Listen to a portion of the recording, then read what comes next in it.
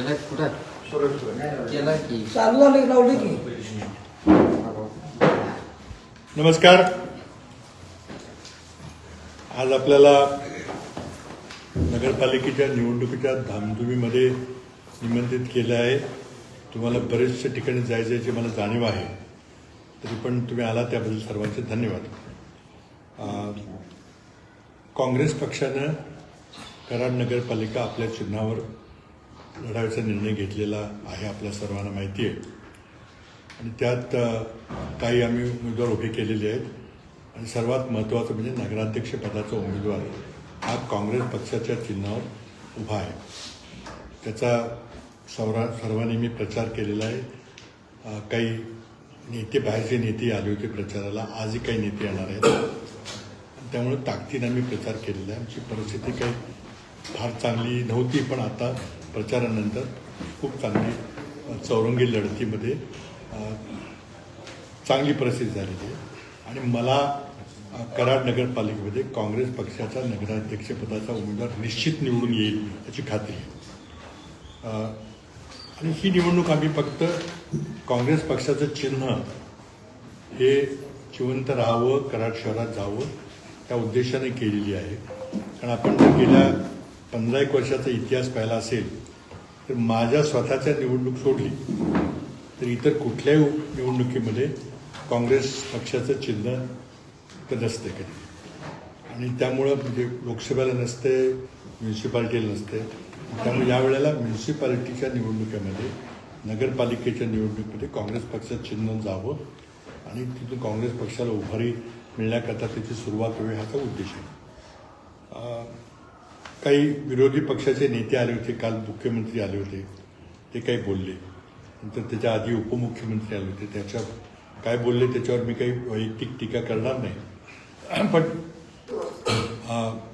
उपमुख्यमंत्री एकनाथ शिंदे म्हणाले की कराडला आम्ही 325 कोटीचा निधी दिला आहे. मला तर काही 1 रुपया इथे दिसलेला नाही.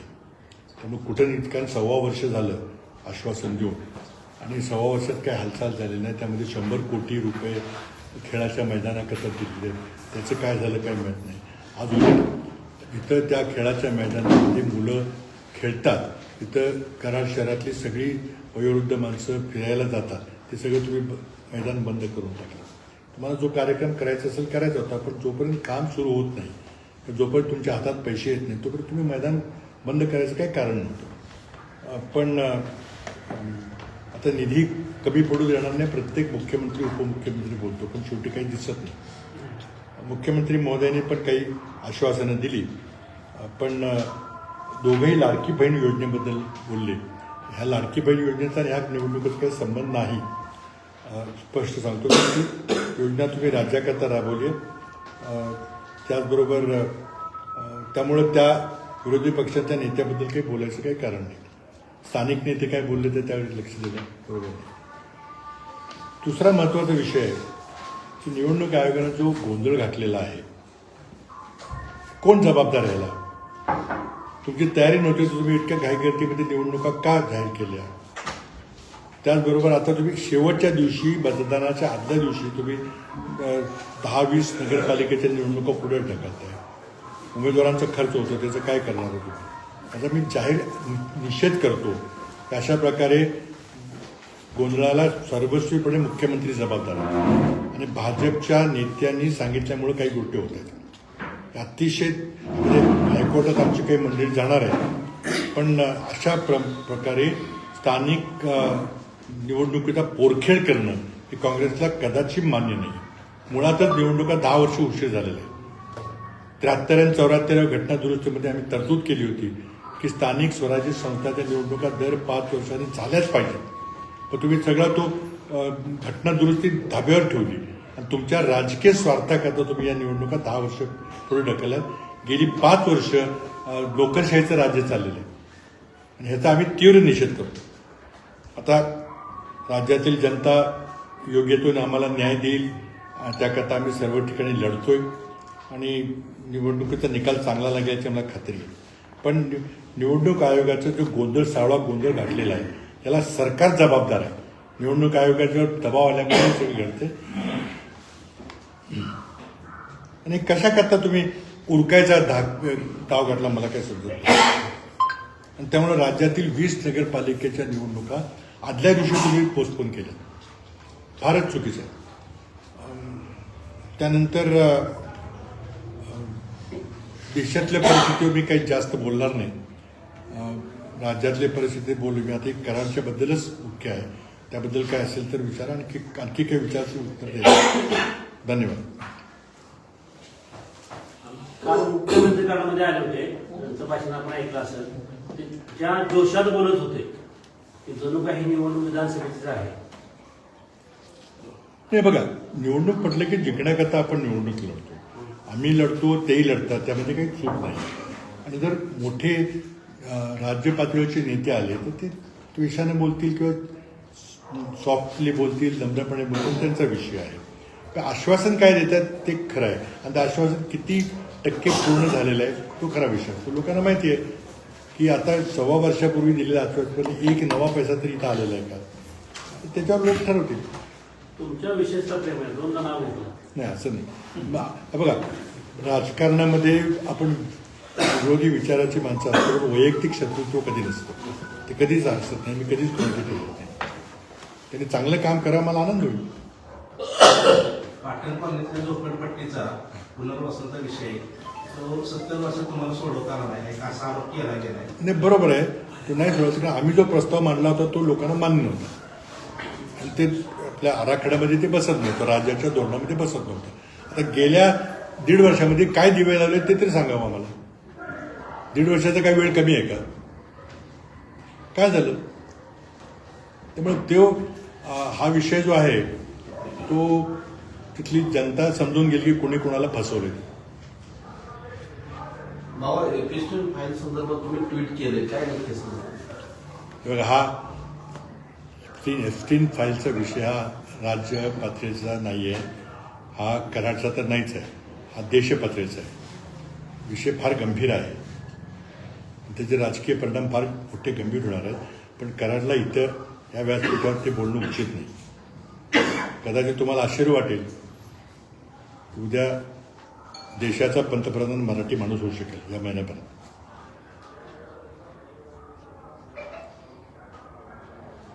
बाबा, तुम्ही आता म्हटलं की निवडणूक आयोगानं सवाल न्यायालयात अपील दाखल करण्याची तरतूद ठेवलेली नाही. आता त्यात सगळं तिथे आमची MPCC मध्ये मुंबईला आमची माणसं न्यायिक तयारी करतात. माझं म्हणणं काय आहे की ठीक आहे, तुमचं सगळे लोक ऐकतात, आम्हाला न्याय मिळणार नाही कुठंच, हे मला माहिती आहे. पण इतका तुम्ही निवडणुकीचा सावळा गोंधळ घालायला नको.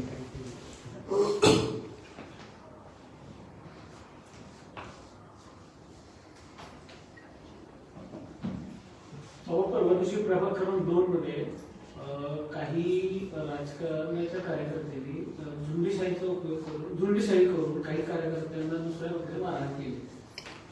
आता त्यावर मी जे ऐकलंय, मला माहिती नाही विषय तो, पण मी जे ऐकलेलं आहे की त्यात पोलीस कारवाई काहीतरी करतायत आणि करावी अशी माझी मागणी. कोणी चुकीचं असेल तरी संबंधित पक्षाला तसा मग मोर्चा पण काढला. ज्या कार्यकर्त्यांच्या पक्षाचे कार्यकर्ते होते त्यांना मारहाण झाली, त्यांनी मोर्चा सुद्धा काढला होता. ऐन वेळेला निवडणुकीच्या ह्या हंगामामध्ये अशा घटना घडत असतील तर कुठल्याही लोकशाही झाली नाही, ते अगदी चुकीचं आहे. कुठलाही पक्ष, आमचा पक्ष जरी असला तरी झुंडशाहीचा वापर करता कामा नये. कोण असेल मला माहिती नाही कोण आहेत ते, आणि मला माझ्या कानावर आले की पोलीस त्यावर कारवाई करतायत. कराड शहरातला दुबार मतदानाचा विषय अजून क्लिअर झालेला नाही. दुबार मतदानाचा विषय कराड शहरातला अजून क्लिअर झालेला नाही. ते स्पष्टता आहे, दुबार मतदान आहे, दुबार मतदार त्याची स्पष्टता काही केलेली नाही. दुबार म्हणजे मला समजा नाही. आता तेव्हा 2 गोष्टी. हा विषय जो डुप्लिकेट मतदारांचा जो विषय आहे तो राष्ट्रीय पातळीवर राहुल गांधींनी एका प्रकारे उचललेला आहे, आणि त्यांनी पुराव्यानिशी दाखवलेलं आहे की बऱ्याच ठिकाणी कसा गोंधळ झालेला आहे. मी माझ्या वैयक्तिक बोलायचं झालं तर मी निवडणूक आयोगाच्या विरोधामध्ये आणि राजकीय विरोधामध्ये हायकोर्टामध्ये याचिका दाखल केलेली आहे माझ्या विधानसभा निवडणुकीच्या संबंधामध्ये, आणि तो आमच्या पक्षाचा आदेश होता. तिन्ही महाविकास आघाडीच्या 3 नेत्यांनी ठरवून सर्व पराभूत उमेदवारांनी हायकोर्टामध्ये निवडणूक याचिका दाखल करावी असा निर्णय झाला. म्हणजे आमच्या बहुतेक निम्म्या अर्ध्या लोकांनी हायकोर्टामध्ये निवडणूक याचिका दाखल केलेली, मी पण केलेली. त्याची आता तारखा काही लागलेल्या नाही, कारण आपलं हायकोर्ट जे आहे ते मुंबईहून कोल्हापूरला गेले. जेव्हा माझी तारीख लागेल तेव्हा मी कोर्टासमोर माझी बाजू मांडणार आहे आणि कदाचित मी मुंबईला प्रेस कॉन्फरन्स घेऊन देखील माझी बाजू मांडेल. कारण माझ्याबद्दल जो मला असं वाटतं की माझ्यावर अन्याय झाला विधानसभा निवडणुकीमध्ये, त्याचा न्याय मला फक्त जनता देऊ शकते. मला कोर्टाकडून न्यायाची अपेक्षा बिलकुल नाही आहे, कारण निवडणूक याचिकेचा कधी निर्णय लागत नाही. पण काय घडलं हे लोकांना कळलं पाहिजे आणि त्यातून निवडणूक प्रक्रियेमध्ये काही सुधारणा होईल का हा माझा प्रयत्न आहे. तर योग्य वेळी तो होईल.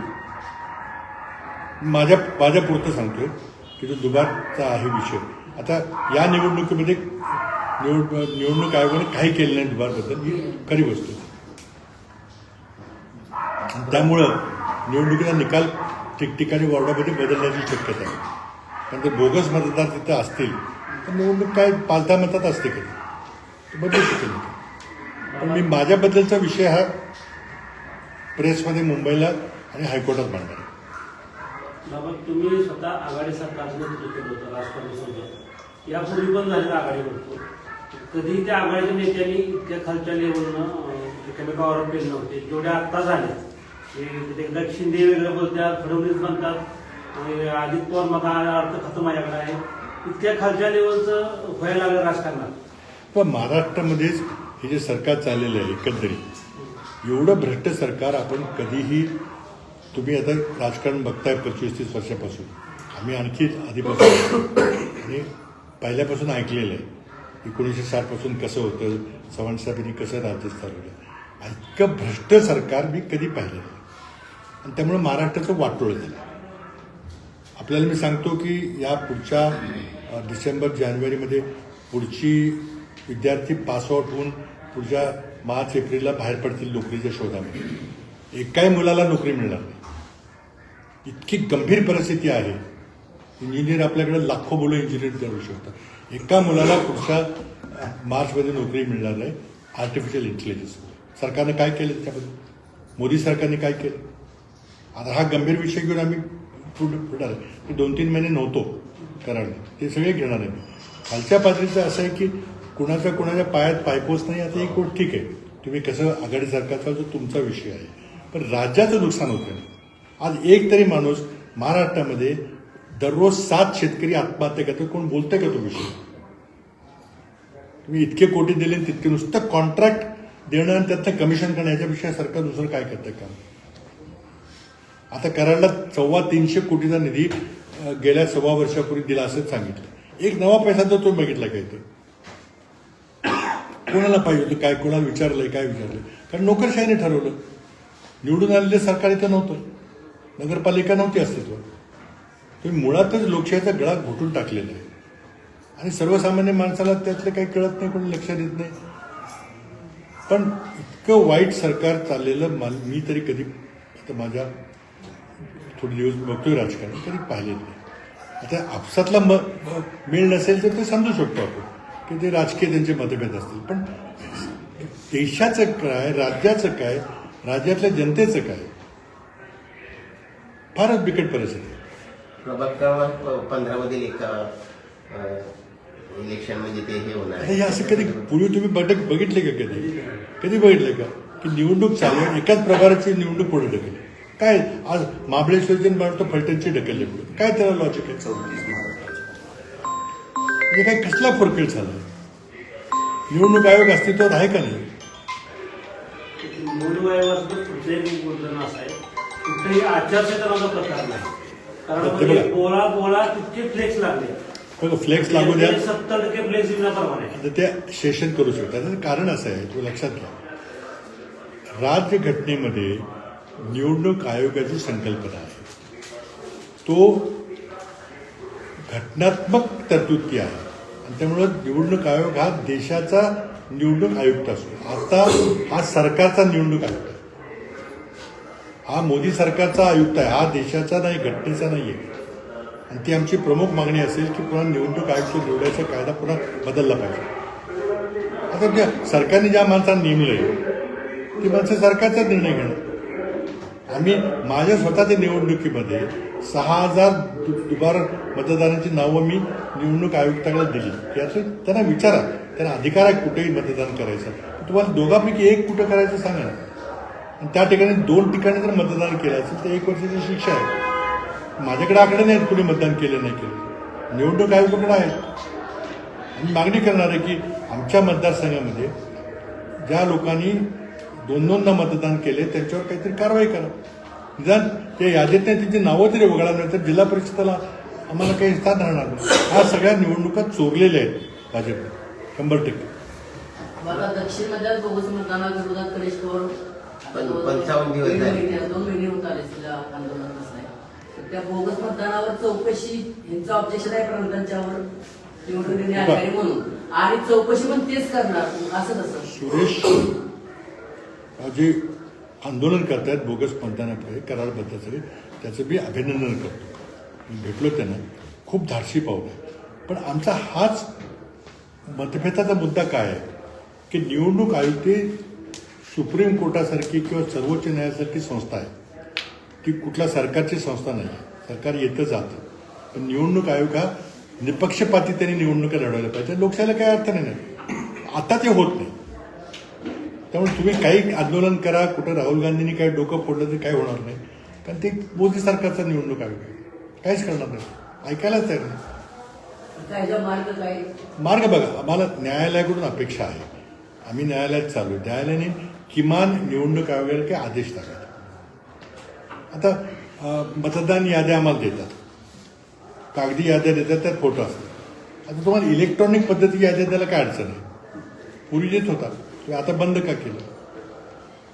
मी माझ्या मतदारसंघामध्ये 48,000 मतदार दुबार आहेत. तर ही यादी मी आत्ता तुम्हाला पाहिजे असलं आत्ता इथे दाखवतो. माझ्याकडे प्रिंटेड यादी असेल. त्यात माझं म्हणणं काय की त्यातल्या एका ठिकाणी करा ना तुम्ही. नंतर शेजारचे जे 5 मतदारसंघातले आहेत, इस्लामपूर, उत्तर कराड, पाटण, शिराळा आणि पलूसकडेकर, तिथली ना आमची नावं कॉमन आहेत. आता त्या इस्लामपूरच्या येडे बचतर आणि रेट्रेबुजू किती अंतर आहे. तिथं मतदान करून इथं येता येतं त्याला. आता त्या 2 ठिकाणी त्या माणसाने मतदान केले की आम्हाला माहीत नाही, निवडणूक आयोग सांगू शकेल. त्याला कोर्टाने आदेश दिले पाहिजे की तुम्ही यादी आम्हाला सादर करा. आमची मूळ मागणी आहे की निवडणूक आयोग बोगस आहे. खालचा असेल तो वरचा असेल, कारण तो निपक्षपाती नाही आहे. सुप्रीम कोर्टाने आदेश दिले होते की निवडणूक आयोग कसा निवडा म्हणून दिली होती. मोदी सरकारने त्याला ताब्यावर बसवलं. निवड समिती केली आहे. कोणाकोणाची आहे. एक नरेंद्र मोदी, एक अमित शहा आणि एक विरोधी पक्ष नेते. काय तिथे चालणार आहे विरोधी पक्ष नेते. तुम्हाला पाहिजे ते माणसं तुम्ही नेमताय. म्हणून निवडणूक प्रक्रिया पारदर्शक नाही आहे. राहुल गांधींना परदेशात सुद्धा बरोबर आहे. परवा पाकिस्तानमध्ये ज्या डेव्हलपमेंट झाल्या, इम्रान खानचा मृत्यू झाला अशी अफवा आली होती. नंतर हुकुमशहा म्हणजे अध्यक्षांनी काय घटना बदलून घेतल्या, त्याचा काय परिणाम भारतावर होणार होऊ शकतो. तसं नाही घडणार. भारताची लोकशाही तशी मजबूत आहे. पण भारतीय जनता पक्षामध्ये काय बदल होतात ते आता वाट बघूया. तिथं पण हुकुमशहा घटना बदलल्याचं आपल्यात पण चाललेच पाहिजे. घटना बदला इतकं सोपं नाहीये. पण काय करतात ते, घटना न बदलता घटनेची जी माणसं घटनात्मक पदावर बसले आहेत त्यांना मॅनेज करतात. जसं निवडणूक आहे किंवा इतर अनेक उदाहरणं आहेत. आणि त्यामुळं आपल्याला दिसायला देखावा दिसतो की काय लोकशाही चाललेली आहे.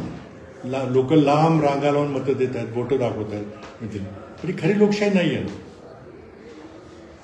पैशाचा तुम्ही इथं कोणीतरी म्हटलं की आचारसंहिता, कसली आचारसंहिता घेतली.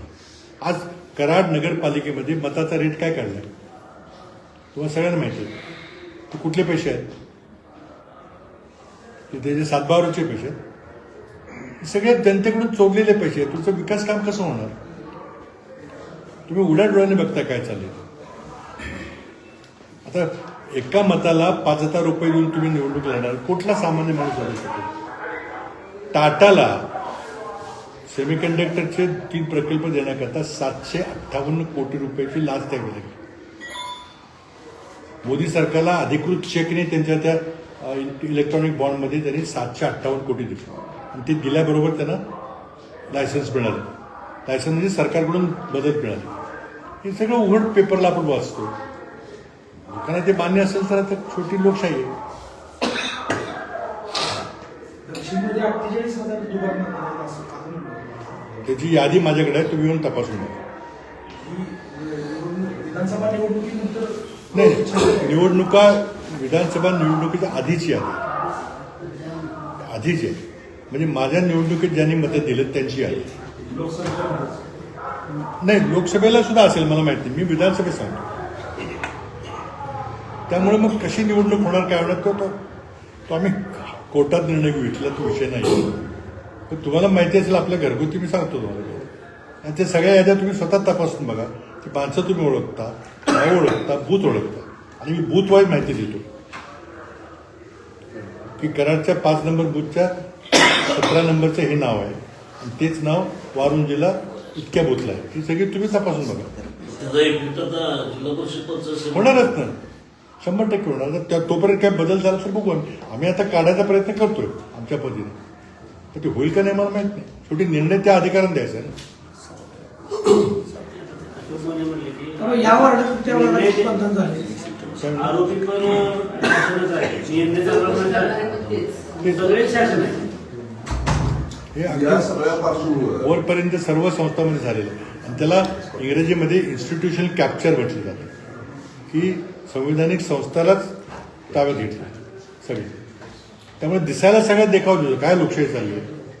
बाबा ह्या सगळ्या परिस्थिती महाविकास आघाडीने एकत्र येऊन लढा द्यायला पाहिजे, पण तसं करताना दिसत नाही. म्हणजे इथं नाही, मुंबईत नाही, कुठंच नाही. असं सगळीकडे नाही. सगळं तुम्ही आता कोणीतरी मध्यंतरी मला विचारलं आणि काय म्हणजे कारण पेपरला मी वाचलं कुठं की महायुतीचे उमेदवार सगळीकडे फिरतायत, प्रत्येक गावात जात आहेत, त्यांचे स्टार प्रचारक 10 रोज सभा घेत आहेत. हे सगळं ऐकलं आम्ही. तुमचे कोण दिसत नाही. पण आमच्याकडे साधनं आहेत का? आम्ही जर एका गावात दुसऱ्या गावात गेलो तर परत यायला मला 1 दिवस लागतो. कसं आम्ही जाणार? आम्ही ठरवलं की तुमच्या एरियामध्ये तुम्ही काम करा, शेजारच्या जिल्ह्यात जायचं जावं. पण बहुतेक स्थानिक निवडणूक आहे. आपापली निवडणुका जरी तुम्ही यशस्वी केल्या तरी पक्षाचं ताकद वाढते ना. आता त्यांच्याकडे साथ नाहीत. पण स्थानिक पातळीवर पण आघाडी दिसणं झालंय. महानगरपालिकेला पण येण्याचं काही संकेत दिसत नाही असं म्हणतो. नाही, महानगरपालिकेला काय मी आज सांगू शकत नाही. काँग्रेस पक्षाने काही भूमिका घेतलेली आहे, ते ठरवतील पुढे काय कसं करायचं. आत्ता जरी काही बोलले असते तरी त्यावेळेला काय घडत सांगता येत नाही. आपण आता ह्या नगरपालिकेच्या निवडणुकीला लढतोय. आम्ही त्या ठिकाणी महाआघाडी म्हणून लढण्याचा निर्णय घेतला होता. राष्ट्रवादी काँग्रेसचा एक मोठा गट इथं, मोठी ताकद इथं आहे आणि काही इतर आघाड्या आहेत ज्या पक्षाच्या नसतात. आम्ही त्या ठिकाणी आपण एकत्र लढूया असं आम्ही आव्हान सगळ्यांना केलं होतं. फक्त एवढीच आमची मागणी होती की आमच्या काँग्रेसच्या चिन्हावर काही माणसं उभी राहतील. आघाडीमध्ये तुम्ही आमच्या माणसांना जेव्हा मान्य कराल की ठीक आहे 31 पैकी काँग्रेसची 5 माणसं, 6 माणसं, 7 माणसं, तर ती आमच्या चिन्हावर आम्हाला ठेवा. तर तो प्रस्ताव मान्य झाला नाही.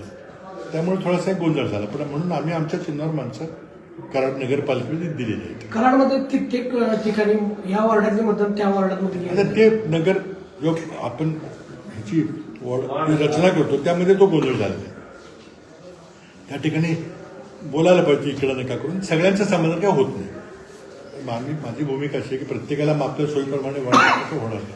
काही ठिकाणी मुद्दाम जाणून बुजून काही खोडसाळपणा झाला आहे का तर माहिती इकडचा तिकडं नेला, तिकडचा निघला, ह्या समाजाची माणसात म्हणून ह्याला इकडे टाकला असं झाला तर तो विषय आहे.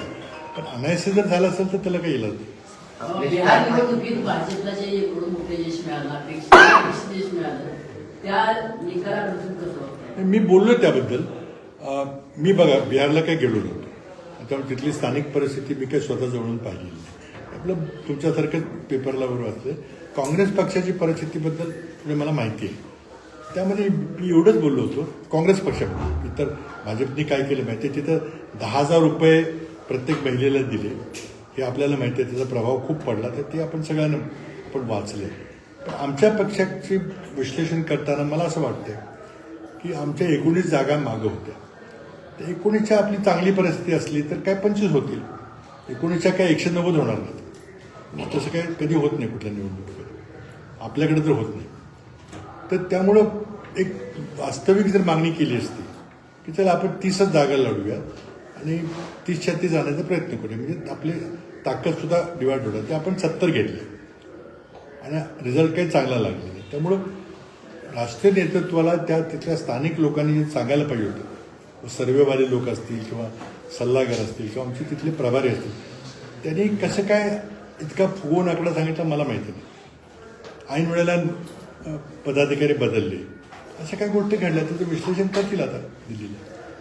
हा विचाराने बदल झालाय का आर्थिक परिस्थिती म्हणजे कुठली पैशाने पैशाचा विषयच काढू नका. भारतीय जनता पार्टी पैसे हा विषय आता आमच्या पलीकडचा आहे. कुठल्याही निवडणुकीमध्ये काय चाललंय तर तुम्ही जाऊन बघा बिहार. आता बिहारला कसं जायचं, कराडला बघा ना काय चालू आहे. विधानसभा तुम्ही जवळून बघितली, त्याच्या पूर्वीच्या निवडणुका बघितल्या तर कधी असं झालं होतं का कधी? आपल्यापेक्षा मला त्यांना जास्त माहिती आहे. माहिती आहे सगळं, तुम्हाला सगळं माहिती आहे. काय प्रचारक कुठे दिसत नाही थोडं. नाही, स्टार प्रचाराचं ते बोललो मग अशी पण आमच्याकडे सुविधा नाही, साधनं नाही. समजा मला आता अमरावतीला जायचं, जाऊ शकतो का मी? माझी खूप इच्छा आहे. तुम्हाला मी करायला केली नाही. त्यांच्याकडे इंडिकेटर द्यायला उद्योगपती आहेत ना. काय त्यांच्याकडे त्याच्याकडे काय कमी आहे का? ते उद्योगपतीनं विकत घेतली लूट ताकद. बाबा लाडकी बहीण परिशिष्टला अडक होते या पालिकेच्या निवडणुकीत ते दिले तर ते आचारसंहितेला बंद असं किंवा या असं नाही. बघा, मुळात माझी स्वतःची भूमिका अशी की लाडकी बहीण योजना चुकीची नाही, ही मदत केली पाहिजे, पण त्याला निकष लावले पाहिजे. जे अगदी दारिद्र्य रेषेखालचे आहेत, अगदी ज्यांना घरं आहेत, त्यांना 2 वेळचं खाता येत नाही, मुलांना शाळेला पाठवता येत नाही काम केल्याशिवाय, तशांना मदत मिळाली पाहिजे. त्यातून मग काहीतरी समाजामध्ये बदल होईल. आम्ही कर्नाटकमध्ये केलं होतं. योजनेला आमचा विरोध नाही, पण ज्या प्रकारे तुम्ही निवड केली, आता भांडी वाटली, कोणाला भांडी वाटली, हे केल्यासाठी बेकायदेशीर आहे सगळं. दात कुठं मागणार आम्ही? भांडी बांधकाम कामगारांना वाटते. बांधकाम पाटलाच्या घरात बांधकाम कामगार किती आहेत तिकडे? त्या कॉन्ट्रॅक्टरने सांगायचं बांधकाम कामगार हेच त्याला दिली का नाही? त्याच्यावर रेराचं नियंत्रण आहे ना, रेराचं नियंत्रण आहे. अरे याचं काय, तुम्ही त्याला कागद दिला त्या बांधकाम कामगारांना काय म्हणणार? पूर्तता तुम्ही केली ना, ती स्थानिक माणसांनी करायची. घ्यायचे ठप्पा मारा आणि हा बांधकाम मजुरांना सांगा. तो काय रेरा बघायला नाही का? त्याची चौकशी चालू होती जिल्हा. चौकशी तर सरकारने करायची आणि सरकारने नाही द्यायचं. काय म्हणणार? बाबा आपले एकनाथ शिंदे असतील किंवा भाजपचे नेते सगळेच जण भर सभेतनी आमिष प्रवर्तन दिल्या जातं. आचारसंहिता उल्लंघन करत MIDC मंजूर. बघा, आचारसंहिता अस्तित्वात नाहीये. आचारसंहितेचा प्रकारच नाही, विषय सोडून. फोन लावू दे. आचारसंहितेचा दाद कुठं मागणार? जे मोठे त्यांच्याकडे मागणार आहे. आम्हाला काय नाही मिळणार आहे? बाबा न्याय फक्त जनता आम्हाला देऊ शकते. बाबा एकनाथ शिंदे फोन करतो उदय, अरे MIDC मंजूर करू का? करा. एका गट्ट्यागतीत खेळायचे. परत एकदा मागाचा प्रश्न, पिस्टल फायर बाबत तुम्ही बोलता शेवट म्हणलात की मराठी पंतप्रधान नक्की हे प्रकरण जरा समजून सांगा ना. ट्विट केले असं करूया, हे फडणवीस प्रकरण आपल्याला आपली प्रेस संपल्यानंतर बोलतो. कारण ऐका सांग की हा विषय राष्ट्रीय विषय आहे, आंतरराष्ट्रीय विषय आहे, राष्ट्रीय नाही. याची थोडक्यात माहिती आहे, तुम्ही विचारून सांगतो. अमेरिकेमध्ये एक मोठा उद्योगपती ज्याचं नाव जेफ्री एप्स्टीन आहे. तुम्ही ऐकलं नसेल. ठीक आहे. तर त्या माणसाबद्दलचा विषय आहे. एप्स्टीन नावाचा माणूस अमेरिकन आहे. आता त्यानं तिथला कायदा म्हणून तो दलाल, काय त्याला आणखी काय म्हणतात, पेप होता काय होता माहित नाही. तर त्यानं खूप बेकायदेशीर कारवाई केल्या आणि त्यामध्ये सगळ्या राजकीय पक्षाच्या पुढाऱ्यांना, मोठ्या लोकांना त्यामध्ये गुंतवायचं आणि त्यांच्याकडून चांगल्या वाईट कारवाई करायची, अशी ती भानगड आहे. आणि तिथं त्या सगळ्या मोठ्या राजकीय नेत्यांची नावं अमेरिकेमध्ये आलेली आहेत. स्वतः राष्ट्रपती ट्रम्प यांचं त्यामध्ये नाव आहे. त्यामुळे कदाचित राष्ट्रपती ट्रम्पना राजीनामा द्यावा लागेल. तिथं फार कडक निकष आहेत निवडणूक आयोगाचे किंवा आचारसंहितेचे. तर तो राष्ट्रपती ट्रम्प राजीनामा देतील का त्यांचा विषय, आपला नाही. तो आपण छोटी माणसं. पण काय झालं की तिथली संसद जी आहे, अमेरिकी संसद आहे, ती त्यांच्या मागे लागली की हे सगळे जे कागद आहेत ते खुले करा. ते राष्ट्रपती काही खुले करायला तयार नाही, कारण त्यात अडचणीची नावं येऊ शकतात. म्हणून हा प्रकार अमेरिकेमध्ये गेल्या 6 महिन्यापासून गाजतोय. आपण काही लक्ष दिलं नाही कारण आपल्या डोक्यावरचा विषय आहे. पण आता काय झालंय त्या लढाईमध्ये त्या इफ्स्टीनची सगळी 10,000 पानाची जी फाईल आहे ती संसदेने ताब्यात घेतली. संसद आपल्या संसदेपेक्षा 100 पट ताकदवर आहे. आपल्या संसदेचा काही अधिकार नाही. आता ते कागद त्यांनी 10,000 कागद त्यांनी घेतले. त्यामध्ये आता कागदामध्ये सगळ्याच असणार आहे काय तर ते संसद प्रकाशित करेल का ते नाव, हा विषय आहे. मोठा विषय आंतरराष्ट्रीय पातळीवर तुम्ही जर आंतरराष्ट्रीय पेपरचा आजच्या घडीला तो सर्वात मोठा विषय आहे. आणि सुब्रमण्यम स्वामींनी त्याबद्दल एक व्हिडिओ केला, तो बघा तुम्ही, HW न्यूजवर आहे. ते म्हणतात मला कागद मिळतील. त्यांना आता कुठून मिळणार तर ते अमेरिकेत मिळतील, त्याचे चांगले संबंध आहेत. ते म्हणाले की मी काय ते पुढचं सांगेन.